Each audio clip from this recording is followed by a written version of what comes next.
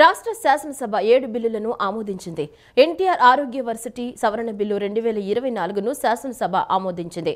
అలాగే Andhra Pradesh ayurvedic homoeopathic medical practitioners చట్ట సవరణ బిల్లు 2024కు ఆమోదం తెలిపింది. ఆంధ్రప్రదేశ్ కోఆపరేటివ్ సొసైటీ సవరణ బిల్లు 2024ను శాసనసభ ఆమోదించింది. రాష్ట్ర శాసనసభ 7 బిల్లులను ఆమోదించింది. ఆంధ్రప్రదేశ్ పంచాయతీరాజ్ సవరణ బిల్లు 2024కు ఆమోదం తెలిపింది. ఆంధ్రప్రదేశ్ మున్సిపల్ సవరణ బిల్లు 2024ను శాసనసభ ఆమోదించింది. ఇద్దరికి మించి పిల్లలు ఉంటే స్థానిక సంస్థల్లో పోటీకి అనర్హత నిబంధనను ఎత్తివేస్తూ చట్ట సవరణ చేసింది. ఎన్టీఆర్ ఆరోగ్య వర్సిటీ సవరణ బిల్లు 2024ను శాసనసభ ఆమోదించింది. అలాగే Andhra Pradesh ayurvedic homoeopathic medical practitioners చట్ట సవరణ బిల్లు 2024కు ఆమోదం తెలిపింది. అలాగే ఆంధ్రప్రదేశ్ మెడికల్ ప్రాక్టీషనర్స్ రిజిస్ట్రేషన్ చట్ట సవరణ బిల్లు 2024ను ఆమోదించింది. అటు ఆంధ్రప్రదేశ్ ల్యాండ్ గ్రాబింగ్ నిరోధక బిల్లు 2024కు శాసనసభ ఆమోదం తెలిపింది. ఆంధ్రప్రదేశ్ కోఆపరేటివ్ సొసైటీ సవరణ బిల్లు 2024ను శాసనసభ ఆమోదించింది. అనంతరం స్పీకర్ అయ్యన్న పాత్రుడు శాసనసభను మంగళవారానికి వాయిదా వేశారు. శాసన మండలి లాస్ట్ టైం మనకు పంపించడం జరిగిన కొన్ని కార్యక్రమాలు నవంబర్ 15, 2024 తేదీన జరిగిన ఆంధ్రప్రదేశ్ శాసనసభ సమావేశంలో ఆమోదించబడిన శాసన పరిషత్తుకు పంపబడిన క్రింద బిల్లులు పత్రాలను ఆంధ్రప్రదేశ్ శాసన పరిషత్ విధాన కార్యక్రమం నిర్వహణ నియమావళిలో 147వ నియమం ప్రకారం శాసనసభ ఆమోదించిన రూపంలోనే తిరిగి పంపబడింది.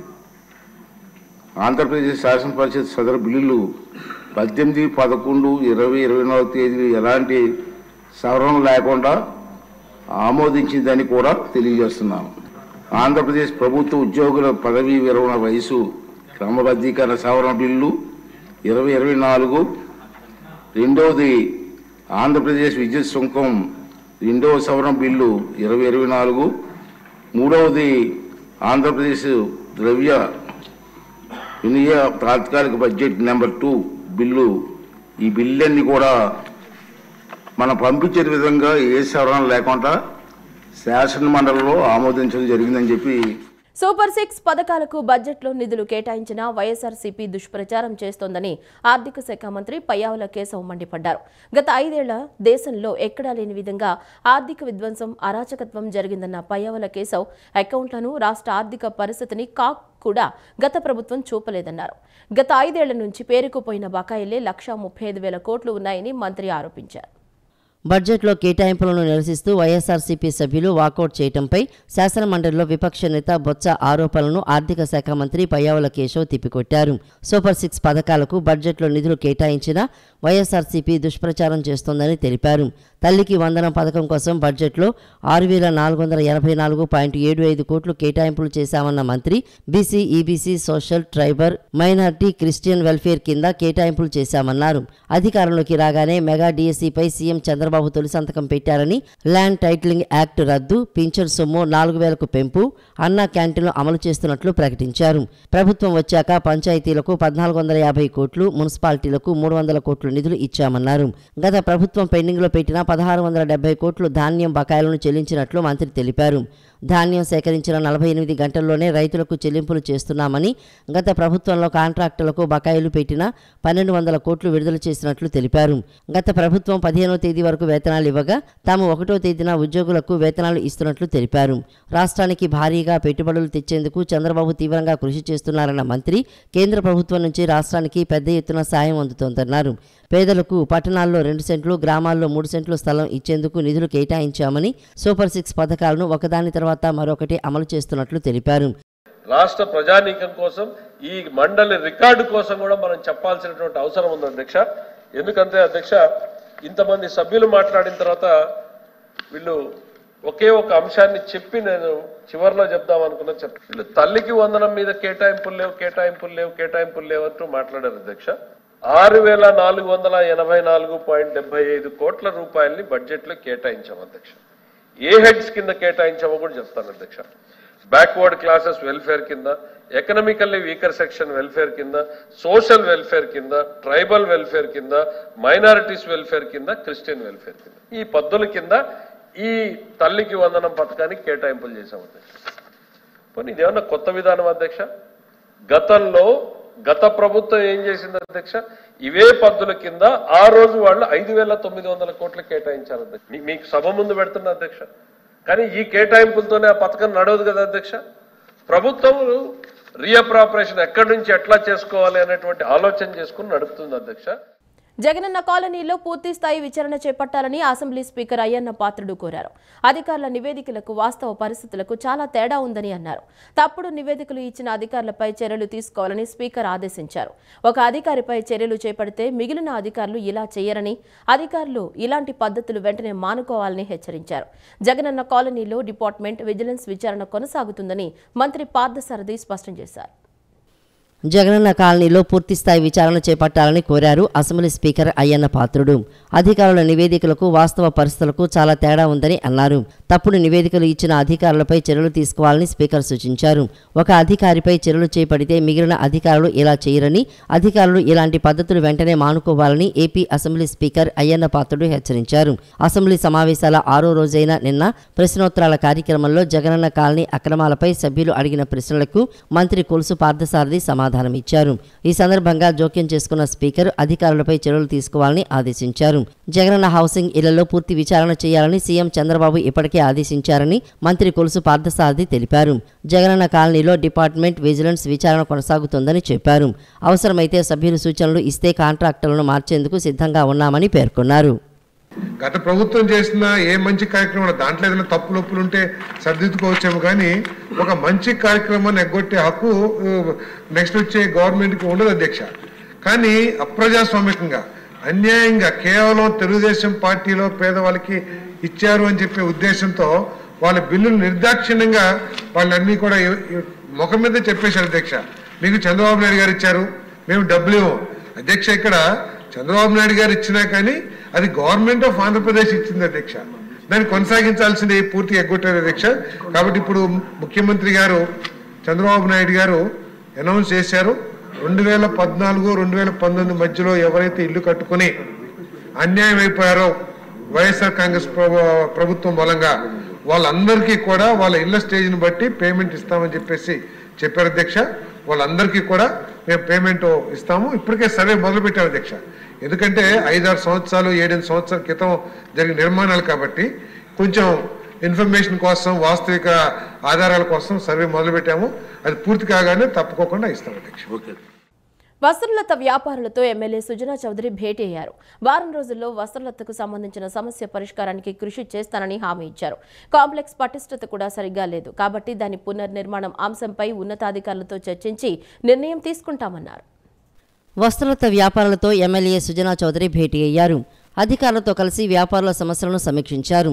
కాంప్లెక్స్ అద్దె బకాయిల అంశంలో వ్యాపారులు, అధికారులు భిన్న వాదనలు వినిపించారు. ఈ సమీక్షా సమావేశంలో వస్త్రలత వ్యాపార సంఘాలు, కార్పొరేషన్ అధికారులు, కీర్తన ఎస్టేట్ ఆఫీసర్ శ్రీనివాసరావు పాల్గొన్నారు.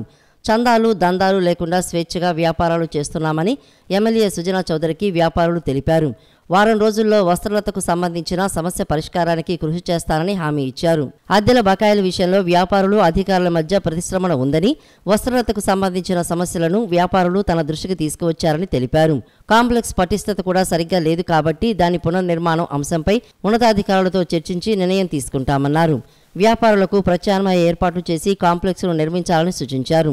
రాజకీయాలకు తావు లేకుండా సమస్య పరిష్కారానికి కృషి చేస్తానని హామీ ఇచ్చారు. సుజనా చౌదరి హామీ పట్ల వ్యాపారులు హర్షం వ్యక్తం చేశారు. పీజీఆర్ఎస్ కార్యక్రమం ద్వారా అందే ప్రతి అర్జీపైన ప్రత్యేక దృష్టి పెట్టి పరిష్కరించాలని జిల్లా incharge collector doctor Nidhi Meena అధికారులను ఆదేశించారు. సమస్యను వీలైనంత త్వరగా పరిష్కరించేందుకు కృషి చేయాలని సూచించారు. జిల్లా స్థాయిలోనే కాకుండా మండల, మున్సిపల్, డివిజనల్ స్థాయిల్లోనూ అర్జీల స్వీకరణకు ప్రభుత్వం ఏర్పాట్లు చేసినందున ఈ అవకాశాన్ని ప్రజలు సద్వినియోగం చేసుకునేలా చూడాలన్నారు. ప్రజల సమస్యలను సత్వరం పరిష్కరించేందుకు వీలుగా రాష్ట్ర ప్రభుత్వం అత్యంత పకడ్బందీగా నిర్వహిస్తున్న ప్రజా సమస్యల పరిష్కార వ్యవస్థ కార్యక్రమం ద్వారా అందే ప్రతి ఆర్జీపైన ప్రత్యేక దృష్టి పెట్టి పరిష్కరించాలని జిల్లా incharge collector doctor Nidhi Meena అధికారులను ఆదేశించారు. నిన్న కలెక్టరేట్లోని శ్రీ పింగళి వెంకయ్య సమావేశ మందిరంలో నిర్వహించిన పీజీఆర్ఎస్ కార్యక్రమంలో doctor Nidhi Meena, DRO M Lakshmi Narasimham, DRDA PD K Srinivasarao తదితరులతో కలిసి ప్రజల నుంచి ఆర్జీలు స్వీకరించారు. ఈ సందర్భంగా ఇన్ఛార్జి కలెక్టర్ మాట్లాడుతూ ప్రజల నుంచి వచ్చే వినతులను ఏ రోజుకు ఆ రోజే ఓపెన్ చేయాలని, సమస్యను వీలైనంత త్వరగా పరిష్కరించేందుకు కృషి చేయాలని సూచించారు.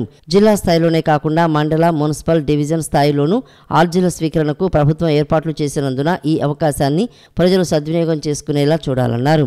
ఈ కార్యక్రమంలో మొత్తం 97 ఆర్జీలు రాగా వీటిలో రెవెన్యూ శాఖకు సంబంధించి 38, పోలీసు 14, మున్సిపల్ పట్టణాభివృద్ధి 14, వైద్య ఆరోగ్యం 6, మార్కెటింగ్ 6, పంచాయతీరాజ్ 5, ఉపాధి కల్పన 2, ఏపీసీపీడీసీఎల్ 2, బ్యాంకింగ్ సేవలకు సంబంధించి 2 ఆర్జీలు రాగా పౌర సరఫరాలు, వాణిజ్య పనులు, నైపుణ్యాభివృద్ధి, ఏపీఈడబ్ల్యూ, ఐడీసీ, డ్వామా, డిఆర్డీఏ, సహకార, సాంఘిక సంక్షేమానికి సంబంధించి ఒక్కో ఆర్జీ వచ్చాయి.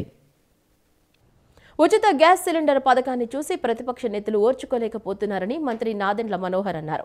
ఇప్పటికే దాదాపు 40 లక్షల మంది బుకింగ్ చేసుకున్నారని, 30 లక్షల మందికి అందజేశామని వివరించారు. ఉచిత గ్యాస్ సిలిండర్ పూర్తి పారదర్శకంగా జరుగుతున్న కార్యక్రమమని చెప్పారు. మార్చి 31, 2025 వరకు మొదటి సిలిండర్ బుక్ చేసుకోవచ్చన్నారు. దీనికోసం పూర్తి నిధులు కేటాయించామని, ఎవరికీ అనుమానాలు అవసరం లేదన్నారు. రాష్ట్రంలో టీడీపీ సారథ్యంలోని కూటమి ప్రభుత్వం ప్రవేశపెట్టి విజయవంతంగా అమలు చేస్తున్న ఉచిత గ్యాస్ సిలిండర్ పంపిణీ పథకాన్ని వైఎస్ఆర్ కాంగ్రెస్ పార్టీ నేతలు జీర్ణించుకోలేకపోతున్నారని ఏపీ పౌర సరఫరాల శాఖ మంత్రి నాదెండ్ల మనోహర్ ఆరోపించారు. ఈ సందర్భంగా నాదెండ్ల మనోహర్ సమాధానమిస్తూ అద్భుతమైన కార్యక్రమం తీసుకువచ్చినందుకు ప్రతిపక్ష సభ్యులు తట్టుకోలేకపోతున్నారంటూ మండిపడ్డారు. రాష్ట్ర వ్యాప్తంగా 1.55 కోట్ల గ్యాస్ కనెక్షన్లు ఉన్నాయని, అర్హత ఉన్న ప్రతి కుటుంబానికి అందజేస్తామని తెలిపారు. ఇప్పటికే దాదాపు 40 లక్షల మంది బుకింగ్ చేసుకున్నారని, 30 లక్షల మందికి అందజేశామని వివరించారు. ఉచిత గ్యాస్ సిలిండర్ పూర్తి పారదర్శకంగా జరుగుతున్న కార్యక్రమమని చెప్పారు. మార్చి 31, 2025 వరకు మొదటి సిలిండర్ బుక్ చేసుకోవచ్చన్నారు. దీనికోసం పూర్తి నిధులు కేటాయించామని, ఎవరికీ అనుమానాలు అవసరం లేదని పేర్కొన్నారు. మార్చి 31, 2025 వరకు ఎవరైనా సరే మొదటి గ్యాస్ సిలిండర్ బుక్ చేసుకోవచ్చు. దాని తర్వాత 4 నెలలకు ఒకసారి ఒక్కొక్క సిలిండర్ చొప్పున 3 గ్యాస్ సిలిండర్ రాబోయే ఆర్థిక సంవత్సరం దానికి పూర్తి స్థాయిలో నిధులు సమకూర్చాం. ఎక్కడ కూడా పొరపాటు లేదు. అడ్వాన్స్గా మేము ఈ 3 గ్యాస్ కంపెనీలకి వాళ్ళకి దాదాపు 900 కోట్ల రూపాయలు చెల్లించడం జరిగింది. రాబోయే రోజుల్లో ఆ విధంగానే మేము సిద్ధంగా ఉన్నాం. ఆర్థిక సంవత్సరం మార్చి 31, 2025 వరకు ఖచ్చితంగా రాష్ట్రంలో ఉన్న మన ప్రజలందరికీ కూడా దీపం 2 పథకం దీపావళి రోజున ఇచ్చాపురం నుంచి గౌరవ ముఖ్యమంత్రిగా చంద్రబాబు నాయుడు గారు ఆ రోజున లాంఛనంగా ప్రారంభించాం. ఆ రోజు నుంచి కూడా బుకింగ్స్ తీసుకుని రాష్ట్ర వ్యాప్తంగా అందరికీ అందిస్తున్నాం. రాబోయే ఆర్థిక సంవత్సరంలో 2700 కోట్లు అంచనాలు వేసి దానికి ఆర్థిక శాఖ నుంచి అనుమతి పొందిన తర్వాత 3 గ్యాస్ సిలిండర్లు ప్రతి సంవత్సరం రాష్ట్ర ప్రజలకి అందించబోతున్నాం. 108 మాటున అరబిందో భారీ అక్రమాలకు పాల్పడిందని సర్వేపల్లి ఎమ్మెల్యే సోమిరెడ్డి చంద్రమోహన్ రెడ్డి ఆరోపించారు. అరబిందో 430 అంబులెన్సులు నడిపి 720 అన్నట్లు అప్లోడ్ చూపించారని నేతలు ఆగ్రహం వ్యక్తం చేశారు. గత ప్రభుత్వంలో అంబులెన్స్లకు ఈ చట్టాలు వర్తించవా అని ప్రశ్నించారు. ప్రజల ప్రాణాలతో ఆడుకున్న సంస్థపై గట్టి చర్యలు తీసుకోవాలని డిమాండ్ చేశారు.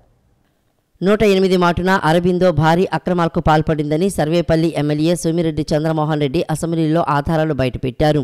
వైఎస్ఆర్సీపీ ప్రభుత్వంలో దాదాపు 18 లక్షల మందికి అంబులెన్సులు అత్యవసర సేవలు అందించలేకపోయాయని మండిపడ్డారు. 34 లక్షల మందికి గాను 17.8 లక్షల మందికి గోల్డెన్ అవర్ రీచ్ కాలేకపోయాయని ఆడిట్ జనరల్ తప్పుపట్టిందని అన్నారు. 61% అంబులెన్సులో సెలైన కొరత ఉండటంతో పాటు ఫస్ట్ ఎయిడ్ కొరత ఉన్నట్లు కాగ్ నిర్ధారించిందని గుర్తు చేశారు. విజయసాయిరెడ్డి అల్లుడికి చెందిన అరబిందోపై చర్యలు తీసుకోవాలని డిమాండ్ చేశారు. అరబిందో 430 అంబులెన్సులు నడిపి 720 అన్నట్లు అప్లోడ్ చూపించారని నేతలు ఆగ్రహం వ్యక్తం చేశారు. గత ప్రభుత్వంలో అంబులెన్సులకు ఈ చట్టాలు వర్తించవా అని ప్రశ్నించారు. ప్రజల ప్రాణాలతో ఆడుకున్న సంస్థపై గట్టి చర్యలు తీసుకోవాలని డిమాండ్ చేశారు. రాష్ట్రంలో అరబిందో సంస్థ నిర్వహిస్తున్న అంబులెన్సులు ప్రజల ప్రాణాలు తీస్తున్నాయని సోమిరెడ్డి చంద్రమోహన్ రెడ్డి ఆరోపించారు. గోల్డెన్ అవర్ ప్రాణాలను ఎక్కడా పాటించలేదని, తద్వారా వేల మంది ప్రాణాలు తీసిందని ఆక్షేపించారు. అరబిందో రన్ చేసింది 400 చిల్లర, వాళ్ళేమో 700 చిల్లర అని చెప్పి అప్డేట్ చేశారు. జీపీఎస్ గవర్నమెంట్ జీపీఎస్ ప్రకారం 430 వచ్చినాయి అధ్యక్ష. అరబిందో అప్లోడ్ చేసిన దాని ప్రకారం 700 చిల్లర చూపించారు అధ్యక్ష. అది కూడా ఒక పెద్ద మోసం, దగా అని చెప్పేసి ప్రజల ప్రాణాలతో ఆడుకున్నది అరబిందో సంస్థ అని చెప్పేసి మీకు తెలియజేస్తున్నాను అధ్యక్ష. ఈ ఆడిటర్ జనరల్ ఇచ్చిన ఇంకో రిపోర్ట్ అధ్యక్ష, ఇది ఈ అవైలబిలిటీ ఆఫ్ మెడిసిన్స్ విషయంలో and the shortfall of drugs and consumables was observed in range of 3% to 100%. 7 out of 28 drugs are observed with less than minimum prescribed quantities in more than 50% ambulances as shown in annexure lo enclose చేశాడు అధ్యక్ష. Similarly, 12 out of 15 consumables are observed with less than minimum prescribed quantities in more than 50% of ambulances అని చెప్పేసి ఎంత చాలా clear data అధ్యక్ష. ఫిర్యాదుల పరిష్కార వేదికలు అందే ప్రతి ఫిర్యాదుకు సత్వర పరిష్కారాలు అందించాలని విజయవాడ నగరపాలక సంస్థ కమిషనర్ ధ్యానచంద్ర ఆదేశించారు. ప్రజలు 16 ఫిర్యాదులను కమిషనర్కు అందజేశారు. ఈ ఫిర్యాదులన్నిటికీ సత్వర పరిష్కారం అందించాలని, పునరావృతం కాకుండా చూడాలని ఆదేశించారు.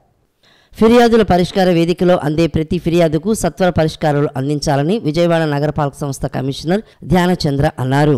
నగరపాలక సంస్థ ప్రధాన కార్యాలయంలో గల కమాండ్ కంట్రోల్ రూమ్లో ప్రజా ఫిర్యాదుల పరిష్కార వేదికను నగర కమిషనర్ నిన్న నిర్వహించారు. నగర పరిధిలో గల వివిధ సమస్యలతో వచ్చిన ప్రజల ఫిర్యాదులను స్వీకరిస్తూ ఆ సమస్య సంబంధించిన శాఖాధిపతులకు పరిష్కారం అందించాలని ఆదేశించారు. ఈ సోమవారం జరిగిన ప్రజా ఫిర్యాదుల పరిష్కార వేదికలో ప్రజలు 16 ఫిర్యాదులను కమిషనర్కు అందజేశారు.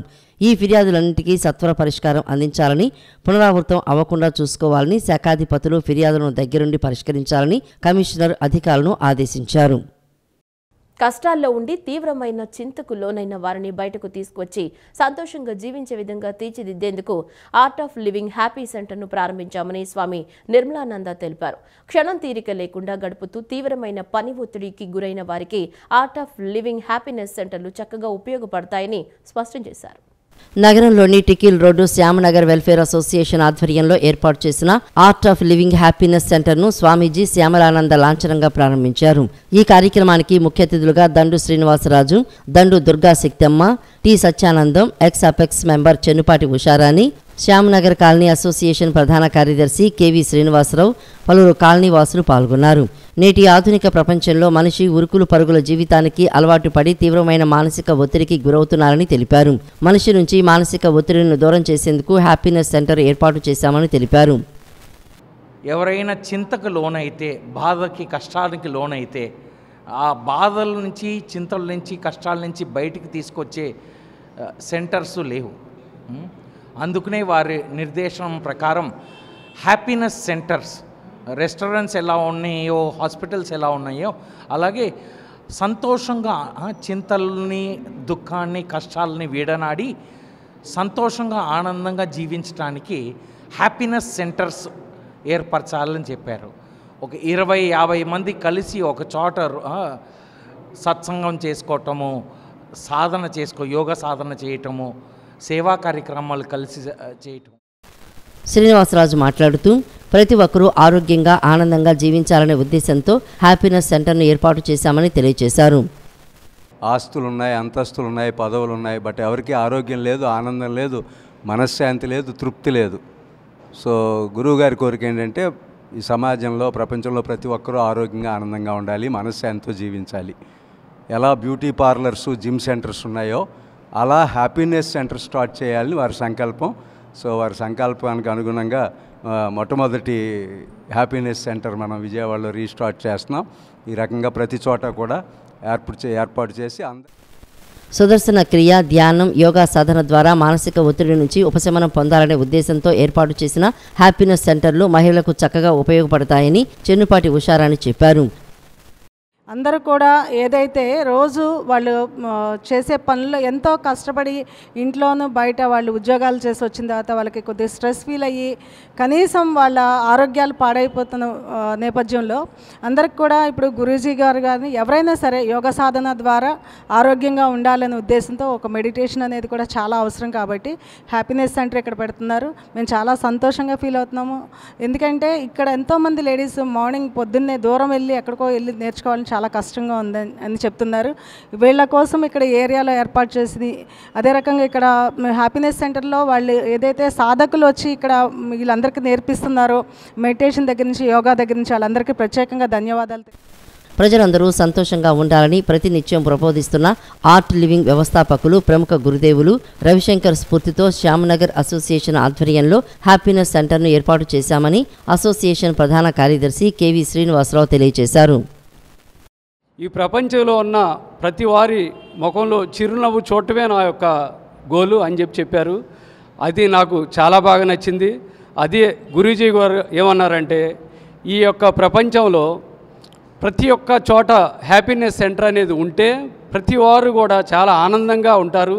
ఎందుకంటే మీ కష్టాలన్నీ కూడా ఇక్కడికి వచ్చి ఇక్కడ వదిలేయండి, మీరు ఇంటికి వెళ్ళిపోండి, మీరు వదిలి ఈ కష్టాలన్నీ మేము చూసుకుంటాము, మీ కష్టం అనేది మీరు వదిలేయండి అని చెప్పడం అనేది అది మాకు బాగా నచ్చింది. అదేవిధంగా మా కాలనీలో ఉన్న ఈ ఆడవారు అందరికీ కూడా ఇది చాలా అందుబాటులో ఉంటుంది. ఎందుకంటే ఇది నగర నడిబొడ్డు డివి మేనర్ హోటల్ దగ్గర కాబట్టి ఈ యొక్క సేవలు ఒక్క కాలనీ వారే కాకుండా బయట వారు అందరూ కూడా ప్రతి వారం ఫాలోఅప్ ప్రోగ్రాం ఉంటుంది సుదర్శన క్రియగా.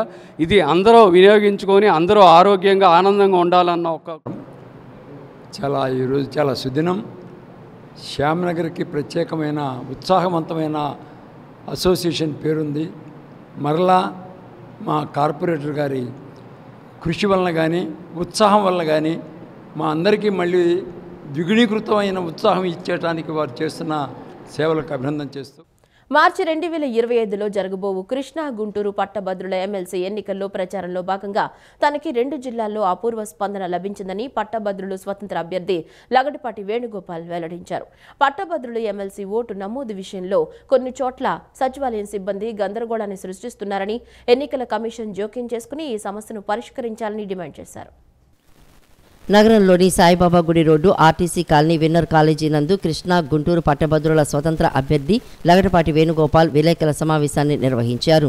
వేణుగోపాల్ మీడియాతో మాట్లాడుతూ పట్టభద్రుల ఎమ్మెల్సీ ఎన్నికల ప్రచారంలో ఇప్పటివరకు కృష్ణా గుంటూరు ఉమ్మడి జిల్లాల్లోని 33 నియోజకవర్గాల్లో 30 నియోజకవర్గాల్లో పూర్తిగా పర్యటించారని తెలియజేశారు. నియోజకవర్గాల్లో ఎక్కడికి వెళ్లినా పట్టభద్రుల నుంచి మంచి స్పందన వస్తోందన్నారు. ప్రధానంగా ప్రభుత్వ పాఠశాలలో యాప్ల సమస్యతో సతమతమవుతున్నట్లు ఉపాధ్యాయులు 90% పైగా అభిప్రాయాన్ని వ్యక్తం చేశారు. పిల్లలకు సరైన సమయంలో సిలబస్ కూడా పూర్తి చేయలేకపోతున్నామని ఆవేదన వ్యక్తం చేశారు. పీఎఫ్పై రుణాలు తీసుకునేందుకు చాలా నెలల పాటు ఎదురు చూడాల్సి వస్తోందన్నారు. రుణాలు కూడా వేర్వేరు కారణాలతో తమకు ఇబ్బందులు కలిగిస్తున్నారని కొంతమంది ఉపాధ్యాయులు తెలిపారు. ప్రైవేటు విద్యా సంస్థల్లో పనిచేసే ఉపాధ్యాయులు లెక్చరర్స్కు ఉద్యోగ భద్రత కల్పించాలని కోరారు. ఈహెచ్ఎఫ్ ఎంప్లాయీస్ హెల్ప్ స్కీమ్లో కూడా అనేక ఇబ్బందులతో ఆలస్యం చేస్తున్నారని, అలాగే పదవీ విరమణ చేసిన ఉద్యోగులకు ఇవ్వవలసిన బకాయిలు పెండింగ్లో పెట్టి ఉద్యోగులను వేధిస్తున్నారని తెలియజేశారు. ఎన్నికల కమిషన్ అధికారులు స్పష్టంగా ఒరిజినల్ డిగ్రీ ఆధార్ ఉంటే చాలు పట్టభద్రుల ఓటు హక్కుకు అర్హులని మీడియా ద్వారా ఎన్నికల కమిషన్ అనేక సందర్భాల్లో ప్రకటించినప్పటికీ పట్టభద్రులు ఎమ్మెల్సీ ఓటు నమోదు విషయంలో కొన్ని ఇంటర్ 10వ తరగతి ధ్రువపత్రాలు కావాలని, సచివాలయం సిబ్బంది గందరగోళాన్ని సృష్టిస్తున్నారని, తక్షణమే ఈసీ జోక్యం చేసుకుని ఈ సమస్యను పరిష్కరించాలని డిమాండ్ చేశారు. ఎన్రోల్మెంట్లో చాలా సమస్యలు వచ్చి అంత గందరగోళంగా ఉంది. పైన ఆఫీసర్ ఒక రకంగా చెబుతారు, కింద ఏమన్నా విలేజ్ లెవెల్లో వీళ్ళు ఏమన్నా వేరే రకంగా ప్రవర్తిస్తున్నారు. మనకేం చెప్పారు, ఆన్లైన్లో పీసీ కానీ ఒరిజినల్ పీసీ అలాగే ఆధార్ కార్డు వేస్తే సరిపోద్దన్నారు, పంపిస్తే సరిపోద్దన్నారు అప్లికేషన్ పూర్తి చేసిన తర్వాత. ఏడేమైంది, ఆడ ఆధార్ అడుగుతున్నాడు, పీసీ అడుగుతున్నారు, అటెస్టెడ్ కాపీలు వల్ల 10th ఇంటర్ ఇవన్నీ అడుగుతా ఉన్నారు. అంత గందరగోళానికి ఆడ ఉత్సాహాన్ని నీరు గారుతారు. ఇవన్నీ కూడా అటెస్టెడ్ కాపీ ఎవరు చుట్టూ తిరుగుతారు. మనం అంతకుముందు గ్రీవెన్స్లో ఇచ్చాము, అప్పుడు ప్రకటన చేశారు అధికారి, కానీ కింద వారు దానికి వాళ్ళకి సహకరించలేదు, సరైన ఆదేశాలు ఇవ్వలేదని భావిస్తా ఉన్నాం. ఆదేశాలు చక్కగా గమనించి ఈ సమస్యని పరిష్కరించాల్సిందిగా కింద అధికారులు నేను కోరుతా ఉన్నాను. అలాగే మీరు గమనించితే టైం పెంచాలి. ఇప్పుడు ఆల్రెడీ దూర ప్రాంతాల్లో ఉన్న వాళ్ళకి మెసేజ్ అందకు కానీ కొద్దిగా లేట్గా స్పందించారు. అందువల్ల కొంతమంది ఓటర్లుగా నమోదు కాలేకపోయారు. కాబట్టి నేను కోరేది ఏంటంటే ఇంకా ఎన్రోల్మెంట్కి 10 రోజుల సమయాన్ని కేటాయించాలని ఎలక్షన్ కమిషన్ వారికి విజ్ఞప్తి చేస్తా ఉన్నారు. షెడ్యూల్డ్ కులాల వర్గీకరణ చేసే అధికారం రాష్ట్ర ప్రభుత్వాలకు ఉందని దేశ సర్వోన్నత న్యాయస్థానం 2024 ఆగస్టు 1న తీర్పు రావడం జరిగిందని, దానికి అనుగుణంగా రాష్ట్ర ప్రభుత్వం రాష్ట్ర స్థాయిలో కమిషన్ ఏర్పాటు చేయడం జరిగిందని ఏపీ ఎంఆర్పీఎస్ రాష్ట్ర అధ్యక్షులు దండి వీరయ్య మాదిగ తెలిపారు. ఈ సందర్భంగా విలేకరుల సమావేశంలో ఆయన మాట్లాడుతూ రాజీవ్ రంజన్ కమిషన్, మిశ్రా కమిషన్ తొందరగా బాధ్యతలు తీసుకుని షెడ్యూల్డ్ కులాల కుల గణన ద్వారానే వర్గీకరణ జరగాలని ప్రభుత్వాన్ని కోరుతున్నామన్నారు. వర్గీకరణ లేకుండా గతంలో లా చేస్తే చాలా వరకు అన్యాయం జరిగే అవకాశాలు ఉన్నాయన్నారు. కులాల వారీగా ముందు గణన చేయాలని, బోగస్ సర్టిఫికెట్లకు అడ్డుకట్ట వేయాలన్నారు. అన్ని కులాలను వారి జనాభాను గుర్తించాలి.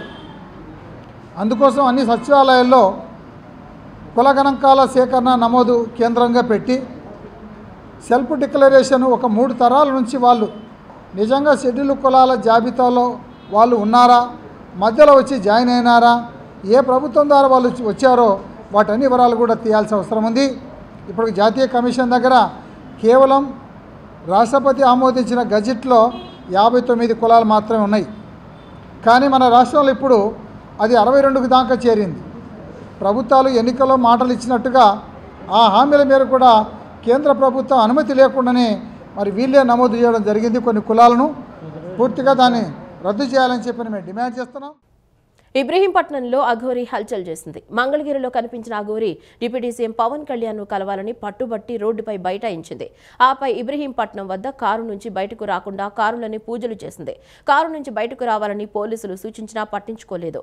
దీంతో హైదరాబాద్ విజయవాడ రోడ్డులో భారీగా ట్రాఫిక్ జామ్ అయింది. ఇక అఘోరి కారు అద్దాలపై స్థానిక ప్రజలు దాడి చేశారు.